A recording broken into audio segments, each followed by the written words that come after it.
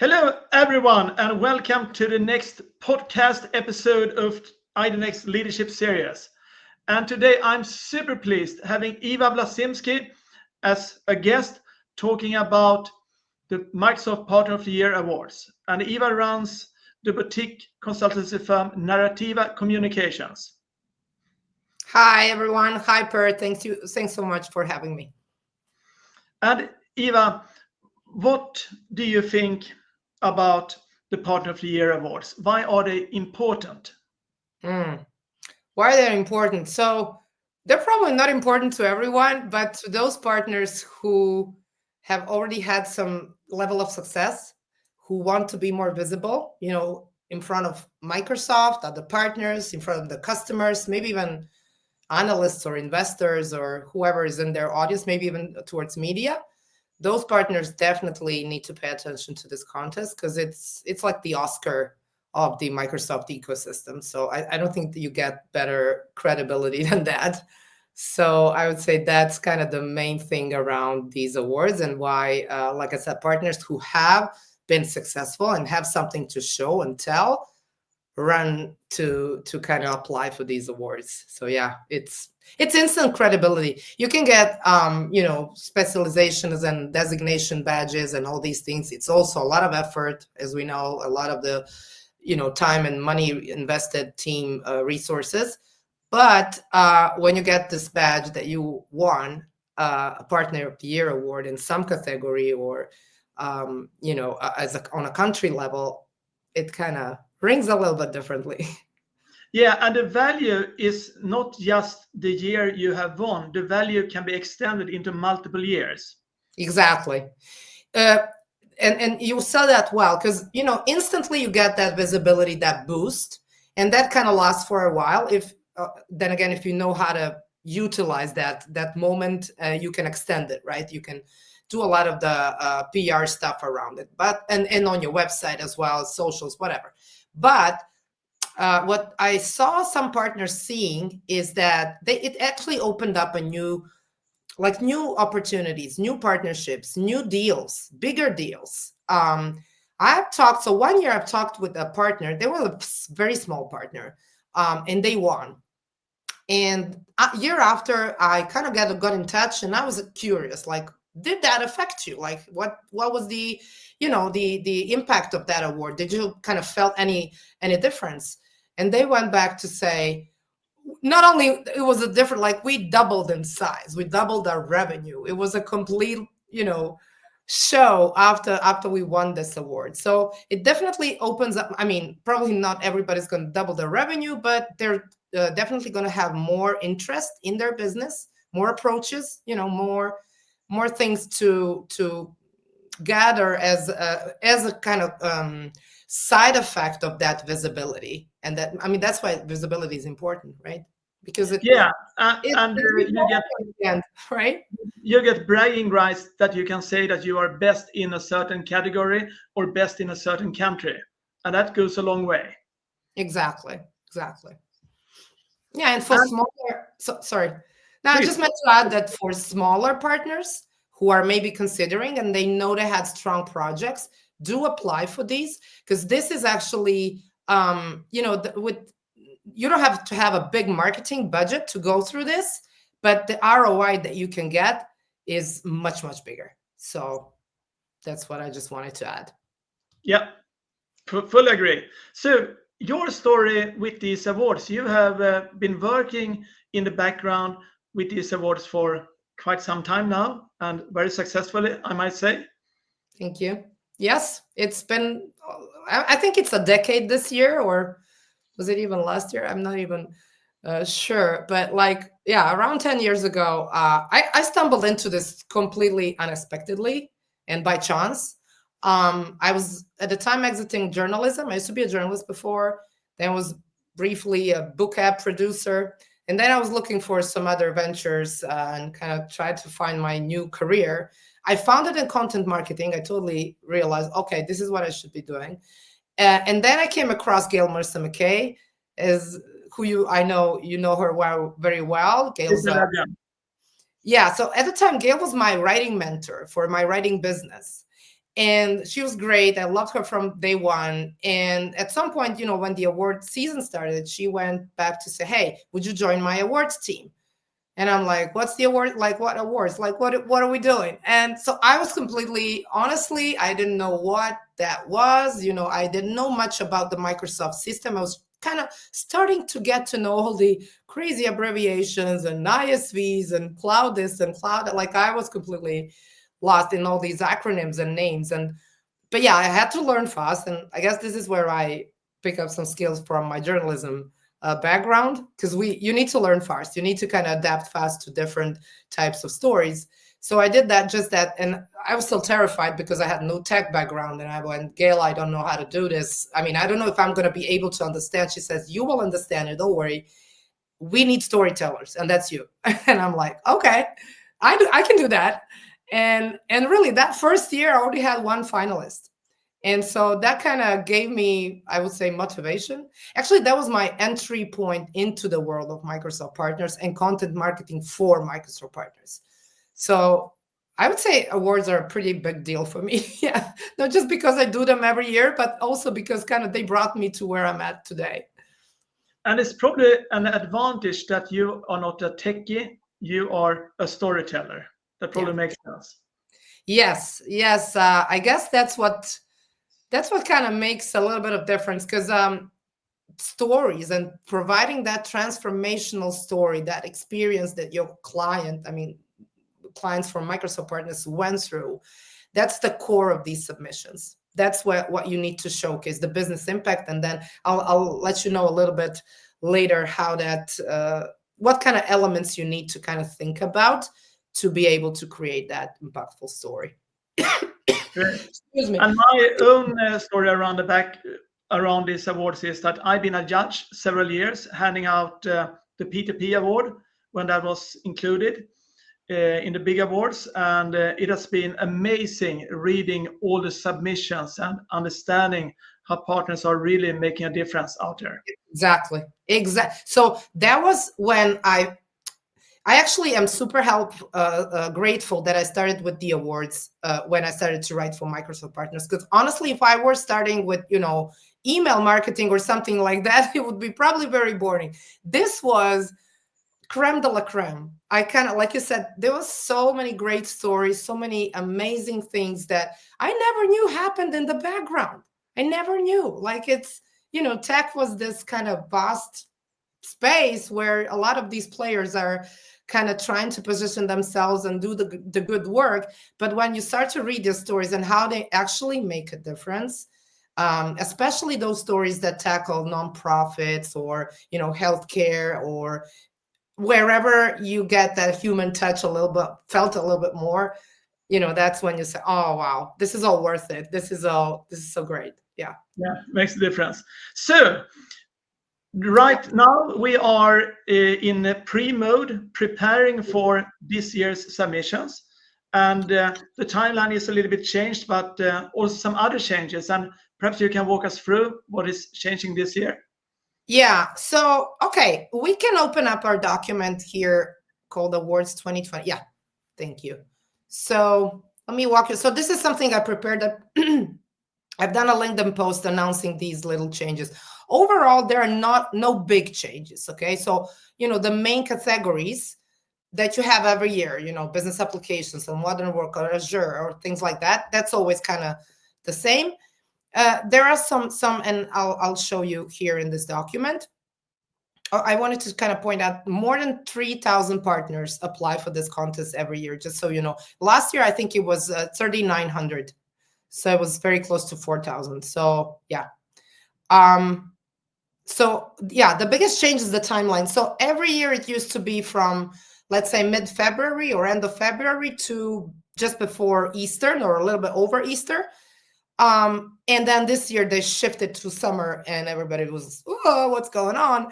Plus, the partners used to have 8 weeks to upload their stories into the awards portal. This year it's only 4 weeks. So the contest you will see now in the new dates, the contest ends July 18th. So it's opening up on June 18 and it's closing on July 18 6 p.m. Pacific time. By the way, that's 6 p.m. Pacific time. That's 3 in the morning in Europe. And I've known for years some partners who were really late with their stuff and finishing up at the last minute. They would stay up all night to upload at 3 in the morning. So they still kind of make the time. That's crazy. Don't do that. That's crazy. and, and perhaps partners need to pay attention to that we are in the middle of July, which means that it might be hard to get quotes and approvals from customers.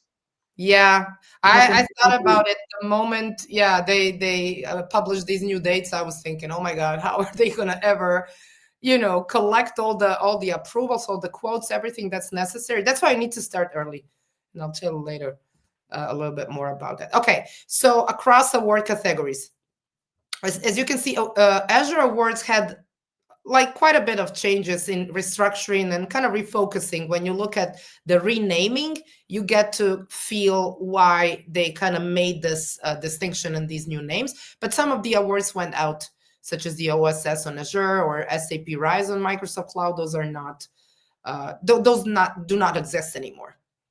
So these are a couple of changes here. Business applications are all the same. So these have no changes. Modern Work Awards, they have a new cloud endpoints. By the way, this used to be endpoint security management, I think, under security before. I think they are referring to something similar now here, but I put it under Modern Work. And there are new, and the discontinued are apps and solutions for teams and employee experience, which used to exist last year, for example. Security awards have a little bit of changes just in the nomenclature, basically. They removed compliance as a standalone award, but then they put it under security and compliance, identity and security. And like I said, modern endpoint, they move it to the modern work. Industry awards, no change. So basically, when you look at this list, by the way, you get a feel of which verticals is Microsoft rewarding, and I guess thinking about as valuable as where partners should pay attention to. And I'm glad to see this year they introduced healthcare and life sciences, because this is a big sector, big industry. And a lot of the partners who had, as I can recall in the past years, who had a successful project were not sure where to put it under industries. And now they do have that option. And then Partner Innovation Awards. I know a lot of the European partners will be looking at this one, because this is where the global ISVs are, and ISV Innovation and Microsoft. We have a lot of these partners here, don't we? The newer insert here is just telco, and discontinued our communication and hybrid cloud provider, SMC SI empowering customer innovation, and then one award was just renamed. Not one, a couple of them. But yeah, more or less, these are the same. Then we have Business Transformation Awards. This has also no significant changes, just the rename of, they added agent to Copilot, obviously. Social Impact Awards, no changes. These are, by the way, the best stories to read. These are also really good stories. Country Partner of the Year Awards. So if you allow me, I just want to stop here for a sec, because partners typically ask me, like, can we apply same stories to? Yes, you can. If you have a strong story, apply to one of the categories or several of them. If you kind of found a good fit, you can apply those for Country Partner. But always, when you apply for the Country Partner, always take a little bit of different angle to prove that you are the best national partner, proving, some number growths, maybe super success in one of the industry verticals or in some other areas. Like, try to be a little bit more specific on your kind of growth as a company alongside that success story. Because it is a local subsidiary that decides on the Country Partner of the Year awards. Yes. And also each of the awards, so this is something I asked yesterday. There was a AMA, well, they called it a webinar, but it wasn't a webinar. We were just typing questions and answers from Microsoft. So I attended that to ask a couple of questions. And my question was around whether you can apply the same story that goes on the global level. For example, I don't know, business applications, some D365, whatever, and you are applying that on for a global level. Can you apply the same for a regional level? They do have that. So each of those award categories have regional levels for your country. And so you just need like the same process, the same award goes into the portal. You just need to tick additionally, do you want this to go to that national level kind of judge, and then you tick yes, and then it goes both ways. So this Great. is also it's always about looking how to maximize your efforts here, right? How to maximize. If you have a good story that's applicable to a number of different categories, do it.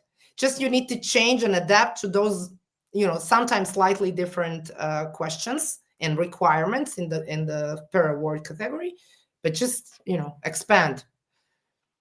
Okay. Great. And who can submit?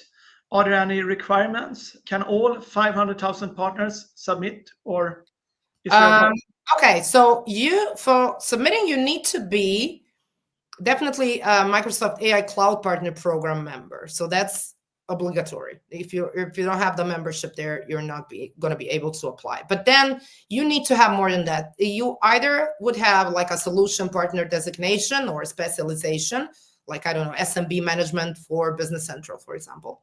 Or if you're an ISV, your solution must be IP co-sell eligible and listed in the Microsoft ISV programs. So you need to kind of, be around the marketplace rewards, ACR growth, and all these things that you can also demonstrate in the award submission, but you need to have those. Per, we can maybe open up that second document. I will show you how that actually looks like in the guidelines. These are official guidelines from this year. See, there's a list here, and I'll just show you. You can easily go to each of these. Like, click on I can't click on it now, obviously, but you just click on it and it takes you right into that section. So, okay, here, for example, build and modernize AI apps. Sorry, it's a little bit tiny here for me. I'm trying to maximize it a little bit because I can't read it. But nomination must be a Microsoft partner member of the Microsoft AI Cloud Partner Program. That's all what we already said. But then the special eligibility criteria would be build AI apps on Microsoft Azure specialization, for example. This is for the build and modernize AI apps award category, for example. App and agents built by partners must use Azure application platform, Azure data platform, and so on. So you need to check for each award category this thing eligibility first. This is what you need to check first, because sometimes you might not be eligible for something that you think you're strong at, you had a good project at. Do check these first. This is your 1 year. I think that was back in the days when I was still working with agencies. We had one case where we already have done the entire story. Everything was done. And at the end, they realized they're not eligible. And so it was a waste of everybody's time and their money. And I don't know. So do check that. Yeah. So let's say that you meet the formal criteria. Mm-hmm. What should you bear in mind when you consider if you really should go for it? Like, what does it take? What does it take? Okay. It takes a lot. Let me tell you right up front. I'm not going to sugarcoat it. It takes a lot because it's a lot of effort. It can go like you can spend 20, 25 hours just on one submission, to be honest, depending on, the complexity of the topic and the sometimes the hard way to get all the information needed. A lot of the times partners have a lot of information. They kind of, start to throw a lot of materials, but not the ones that you need. And this is one of the biggest mistakes. So when I talk about what's the focus here, like I said before, story of transformation, the before and after scenario, there's a stark contrast that you can support with metrics of some sort. It doesn't always have to be revenue. Of course, that's the strongest one, but it can be time saving. It can be, resources saving. People, like it can be increase in, like I always mention, visibility or, some other business results. Like you need sometimes to think a little bit creatively around what was the business impact, and maybe even calculate. We used to calculate, like they would say, partners would tell me, oh, we don't have any metrics, like we don't have any ROI to support us. And like, oh, hold on, wait a minute. What was this? What was that? How did you come to this? What was the result after that? And they would provide me with a couple. And I said, okay, when we calculate, this is actually 350% increase. And they would go, wow, we didn't figure that. Like, you can sometimes calculate things. Just start to think creatively and talk to a customer. That's first and foremost. So you can come up with your own metrics.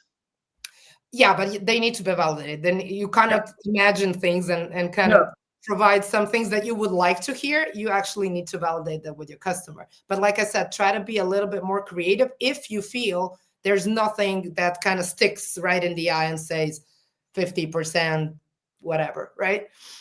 Okay, so that's one. Transformation is, and those numbers that support it are the biggest thing. Innovation.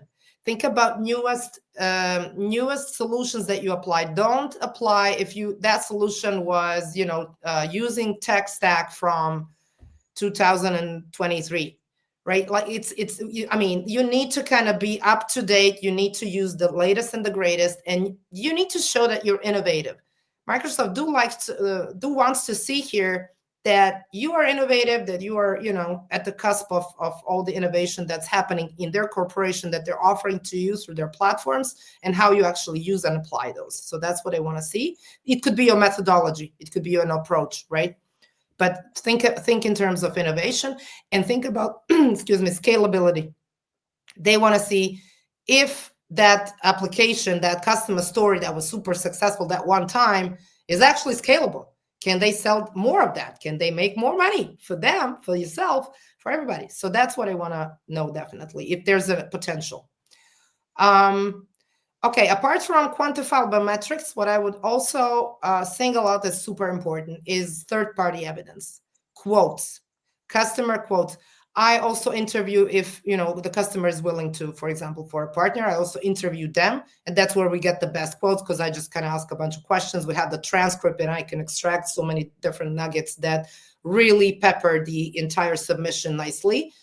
If you don't have that ability, reach out to them as soon as you can now, today, email them today, email them tomorrow, to ask, for a couple of quotes that are talking about those impacts.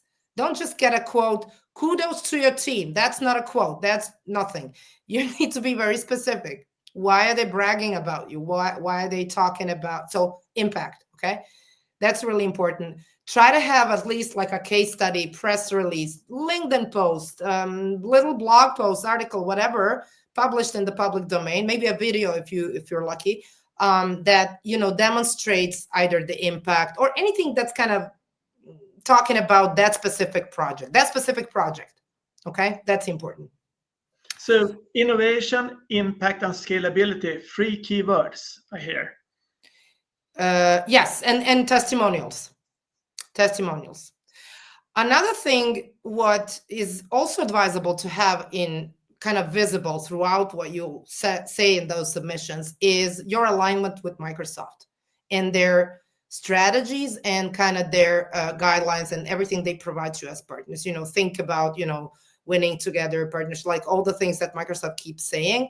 And think about, co-sell, Microsoft Partner Center, any of the resources you use there. If you had like a marketing campaign, for example, that kind of use those materials, do mention that. They want to hear how you're utilizing that relationship with the corporation, and kind of showcase it. We also use sometimes quotes from Microsoft representatives. I would say that's more applicable for managed partners. But if you're even not a managed partner, still have a good relationship with some of the Microsoft reps, use their quotes, definitely, as some kind of additional support to the good work that you did. And finally, emotional, human story.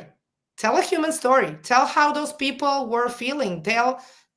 Illustrate those pains. Illustrate how they were happy when things got better.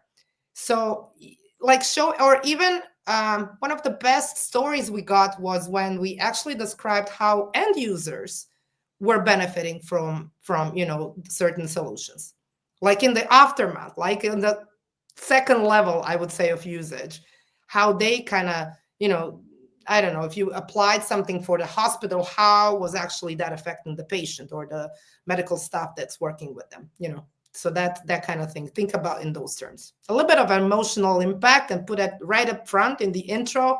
That's going to make a difference. Don't get tangled in technical jargon and overly complex like that. That doesn't work. That doesn't work. Beautiful, beautiful. So this was wonderful advice. You really know how to swing it. Yeah, thank you. After 10 years, it would be pretty bad if I didn't. But yeah, thank you. I love doing these every year. Like I said, it's a bit hectic the entire season, and this one's going to be especially hectic with only 1 month for the entire uploading time. But I love it. And like we said before, I love those stories. I love writing and reading those stories, and I love when they win. I love when they become finalists. They always reach out to me so happy, and I'm always like jumping with them around, and they sometimes loop me in with camera. We have a party in their office and everything, so it's really exciting. It's really exciting. Beautiful. And if partners want to reach out to you, how do they find you? They can find me on LinkedIn. That's maybe the fastest. Like, I halfway through live on LinkedIn. I always make it like that joke. But yeah, there you can email me directly, eva@narativacoms.com, or you can visit my website, ivavlasimsky.com. So Terrific. I'll be happy to hear, your flagship projects and what have you done so wonderfully that we can kind of boost and showcase as the top project that Microsoft should be paying attention to. Beautiful. And I know that the quality of your work is excellent. So that's great. Wonderful. Thank you so much for being part of this discussion, and good luck to everyone that is thinking about submitting for the Partner of the Year awards this year. Thank you. Good luck. Bye, everyone.